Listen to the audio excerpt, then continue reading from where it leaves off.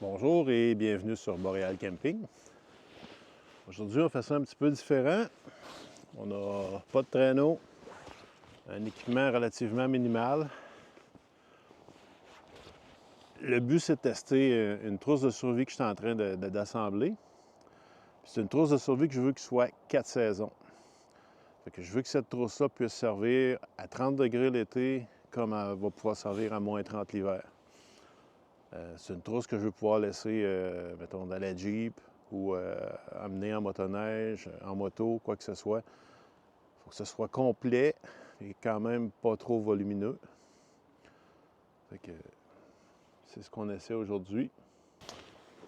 Ça se trouve être le contenant dans lequel la trousse de survie va être transportée en temps normal. Dans la trousse, il y a une batterie USB pour pouvoir conserver mon cellulaire en état de communiquer, un kit de feu, un petit couteau Mora, une petite scie pliante, un gros sac à vidange. Là-dedans, il y a d'autres items, mais on le regardera plus tard. Et l'item principal, une toile 10 par 10. Ça, ben, c'est un seau pliable. Ça va permettre éventuellement d'aller ramasser de l'eau.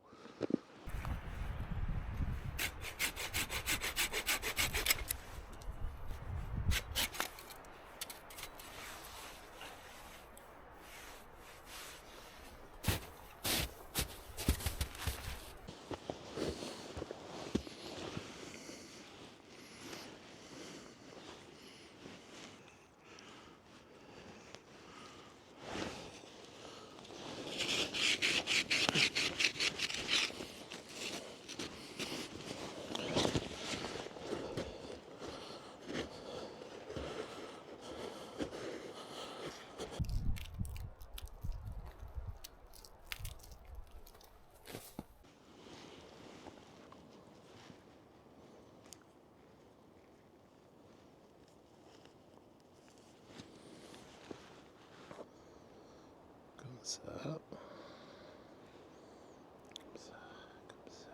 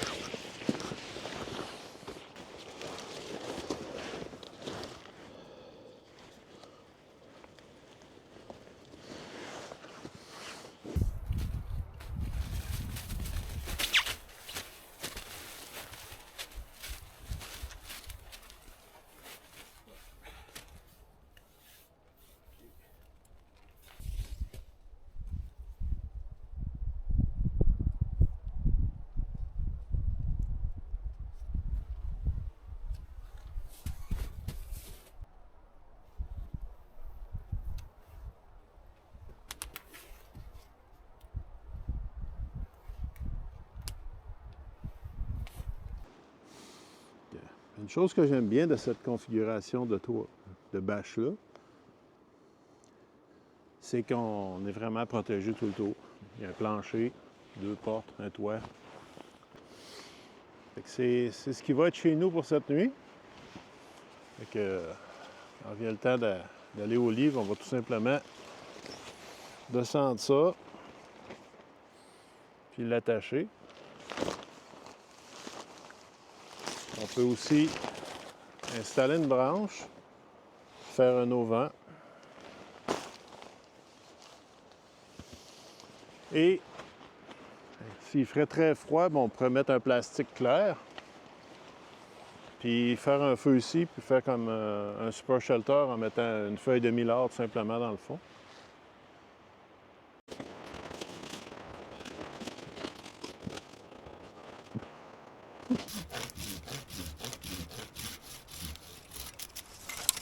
Comme cette sortie-là se voulait un peu une simulation de survie, j'ai décidé de faire ce que je ferais par-dessus dans le bois, puis de me trouver du fatwood pour allumer. Mission accomplie. Puis le reste de ces branches-là est super sec, ça va bien brûler.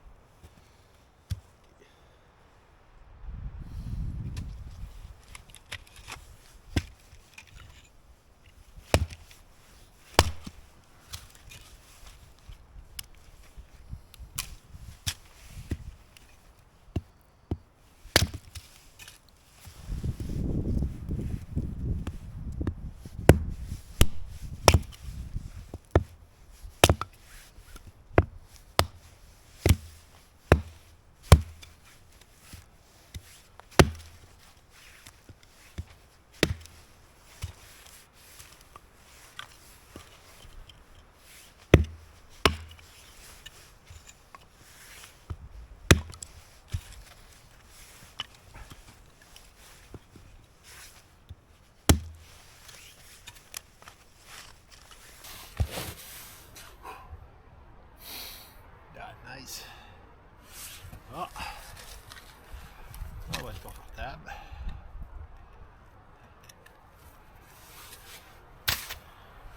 Et...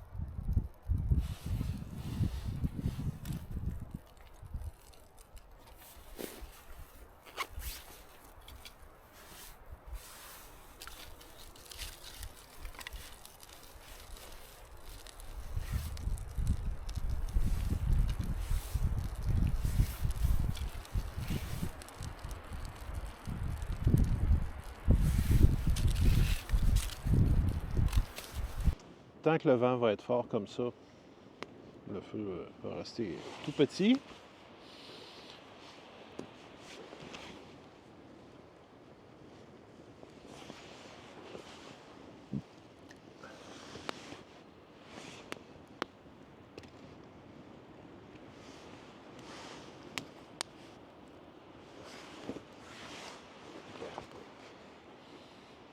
Dès qu'on va avoir un petit peu de braise, ben, on va se faire du café. Fait qu'en arrivant, j'ai monté la tarpe orientée sur l'autre sens. Le vent a tourné de ce côté-là. Puis, qu'est-ce qui est arrivé depuis ce temps-là? Le vent est retourné là. Avec un peu de chance, au coucher du soleil, ça devrait tomber.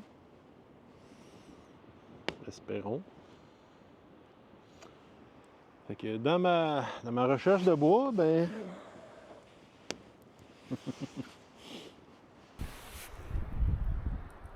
Eh oui, du fatwood.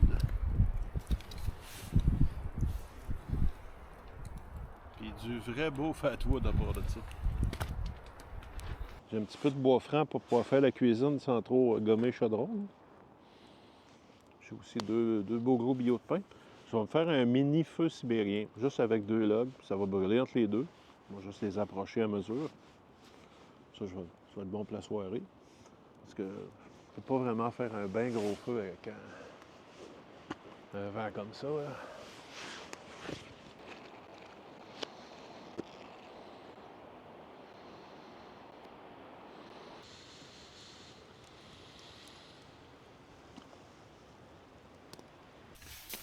La deuxième partie du kit, on va enlever le seau.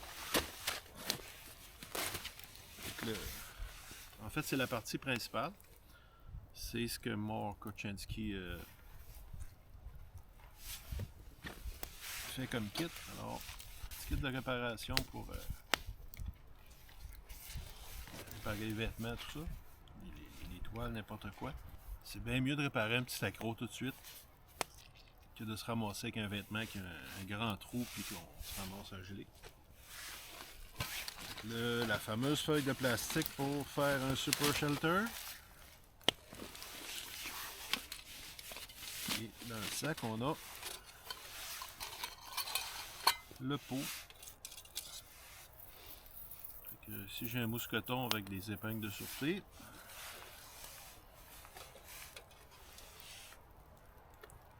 La bankline en nylon. Une feuille de mylar. Une lampe de poche. La broche. Grande quantité de paracorde. Duct tape. Pile de rechange pour ma lampe frontale, qui pour l'instant est dans mon sac à dos. Un peu de baume pour les lèvres. Boussole. Miroir de signalisation et ou, exemple, si on a de quoi dans un œil, être capable de l'enlever en regardant. Et ça va être tout pour ça. Et bien sûr, une petite trousse de premiers soins. Là-dedans, il y a 2 paquets de gel pour les brûlures, du polysporin, du duct tape, des petites lingettes comprimées qu'on fait gonfler avec de l'eau. Il y a une dizaine de pansements pour les jointures. Il y a 6 telfapads. Il y a des petites pinces pour enlever des échardes, tout ça. Puis il y a aussi 2 petites lingettes humides à l'alcool pour laver soit la plaie ou nos doigts. Je pense que ça fait bien proche le tour. Là, ça prend absolument pas de place. C'est dans un petit sac étanche. Je crois qu'on va être bon sur faire du café. Et je vous montrais ça, c'est parce que je voulais vider le pot. Parce que faut que je fasse bouillir mon eau dans quelque chose.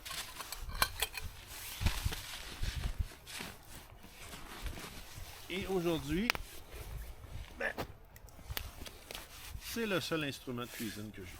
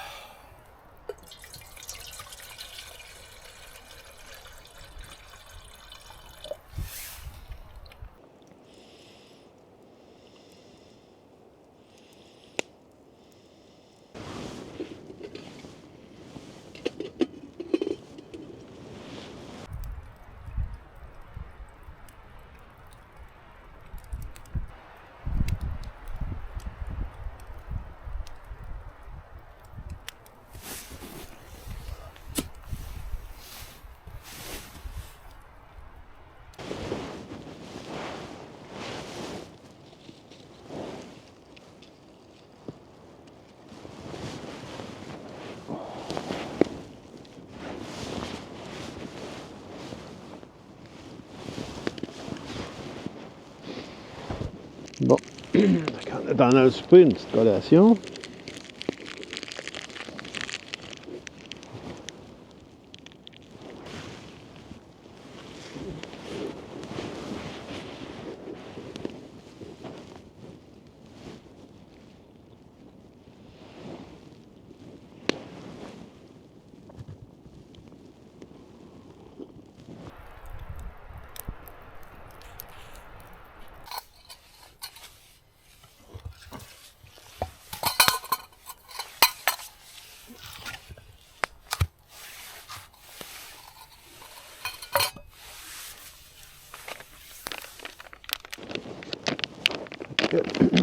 C'est l'heure de se faire à souper. Bon.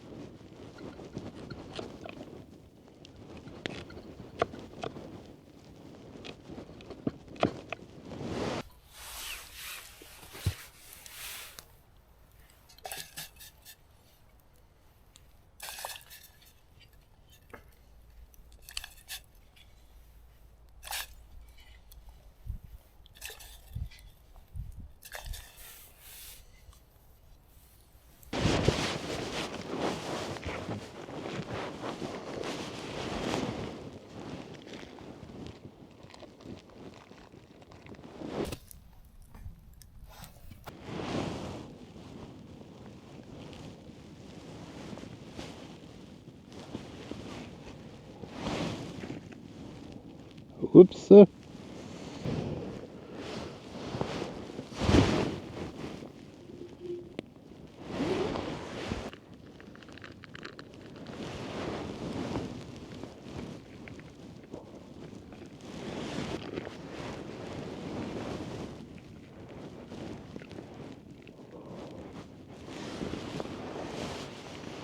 On va reprendre de bord.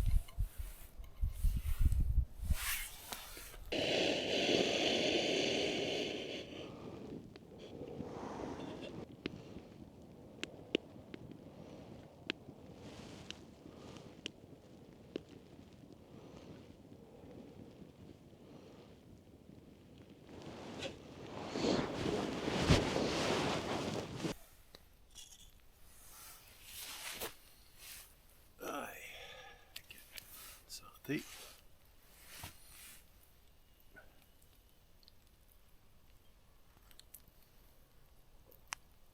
Yes.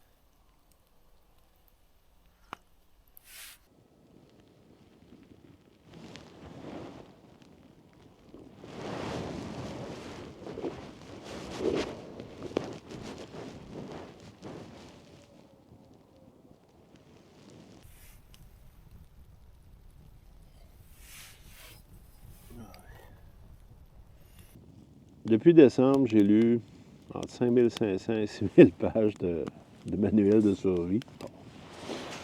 Fait que de mes 5500 à 6000 pages, il y a un nom qui revient souvent, c'est Mark Kocienski. J'ai lu, je pense, 80% de ce qu'il a écrit. C'est un Canadien, ça s'applique à notre réalité. Fait qu'il y a beaucoup de ces enseignements qui vont être appliqués dans mon petit trip survie. Ce que M. Kocienski enseigne particulièrement, c'est que si vous avez fait vos devoirs et que quelqu'un sait où vous êtes, quand vous devriez être revenu, puis que vous avez fait une bonne job en y disant, puis il y a aussi le fait que maintenant on a les communications satellites, tout ça, vous ne devriez pas être dans le bois si longtemps que ça. Dans les 10 dernières années, la plupart des secours en forêt qui ont lieu, c'est du court terme. C'est moins de 4 jours, puis la moyenne, c'est 2 jours. Il faut s'attendre à, si on a un pépin dans le bois, à faire un dodo, peut-être 2. C'est pas la mer à boire. Le but de la trousse de survie, c'est juste de rendre cette période-là beaucoup plus confortable. Pas de faire des miracles. Juste de pouvoir attendre confortablement. C'est-à-dire de transformer un épisode de survie tout simplement en sortie de camping primitif. C'est ce qu'on veut. On ne veut pas souffrir. On a déjà assez de stress, d'être pogné dans le bois à attendre que quelqu'un vienne nous chercher.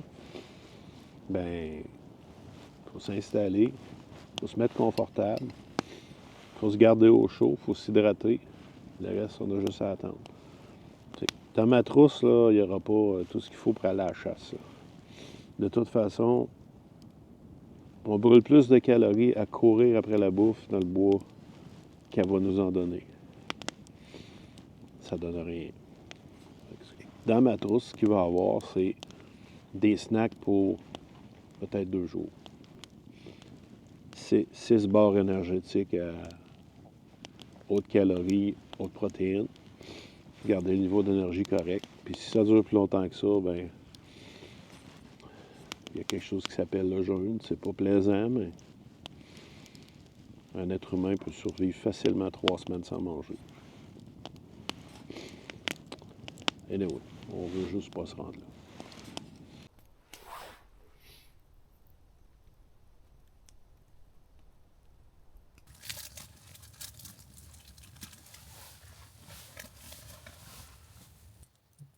C'est le temps de vous dire bonne nuit. On se retrouve demain matin pour le café et le déjeuner.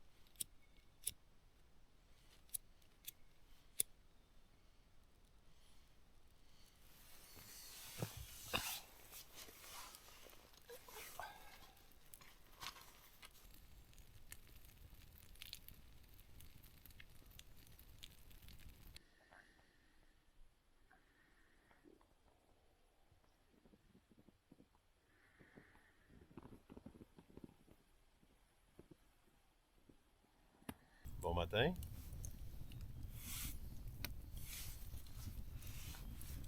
On a eu une belle petite neige cette nuit. Plus beau ce matin. Donc on va attendre que ça fasse la braise. C'est un petit café puis un petit déjeuner. Après ça, ben, on retourne à la maison.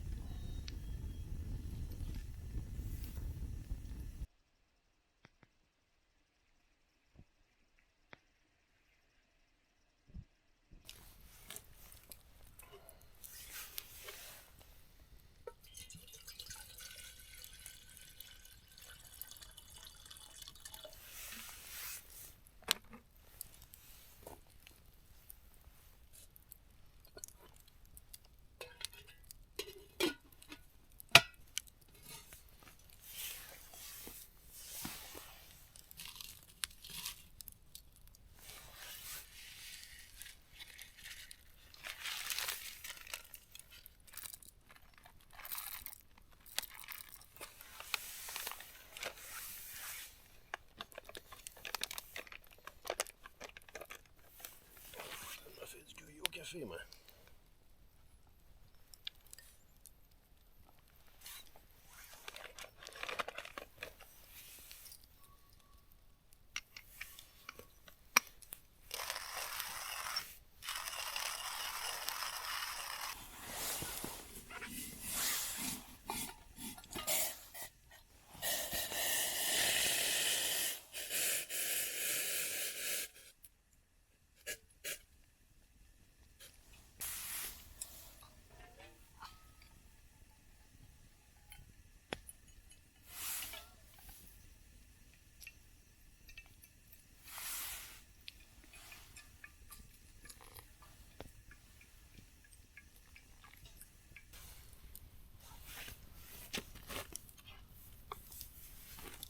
Donc c'est chaud.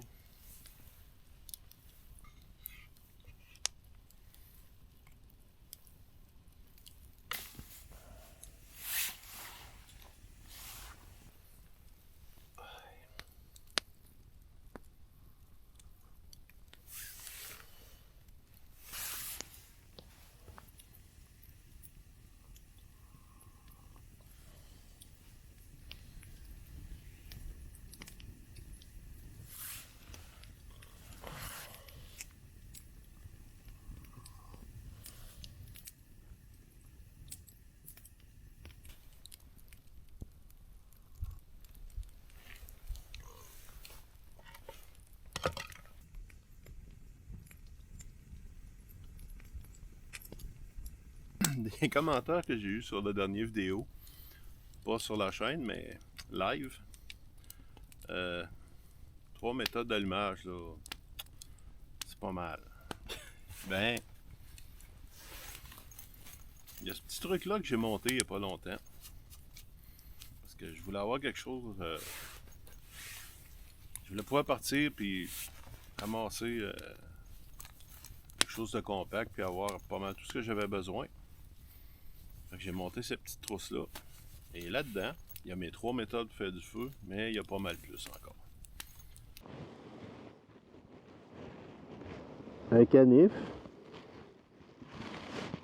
dont le dos a été affûté pour pouvoir faire des étincelles avec une ferro-rod. On a un coupe-ongle.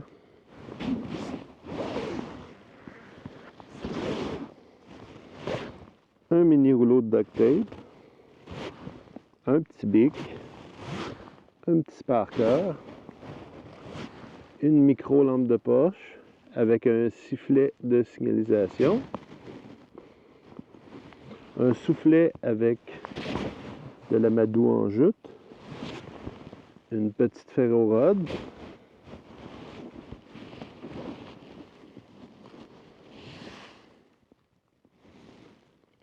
Des amadous, des fire plugs.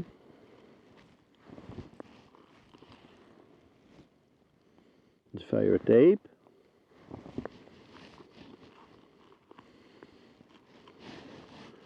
On a des stéristrips pour fermer des plaies.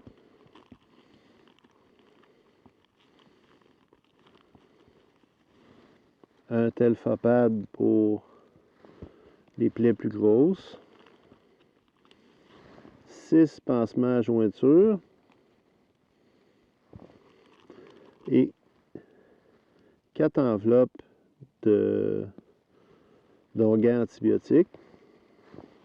Puis à l'intérieur, ben, on a des épingles de sûreté. Fait que tout ça fit dans cette petite enveloppe-là.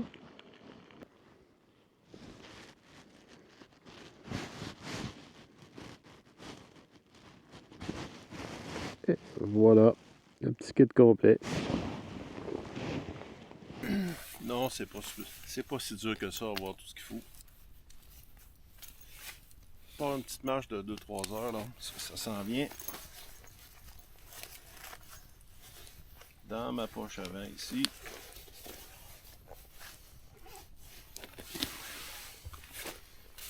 Oups. Puis je le sens même pas. C'est une façon facile d'avoir bien des trucs pratiques à portée de la main.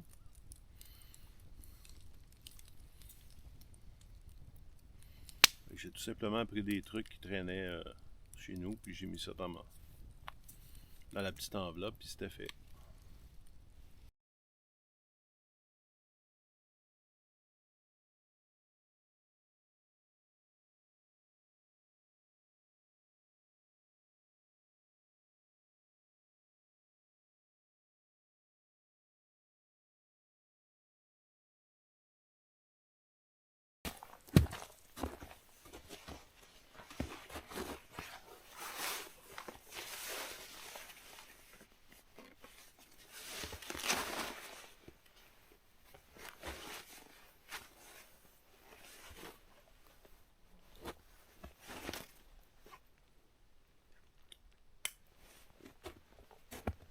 C'est ramassé.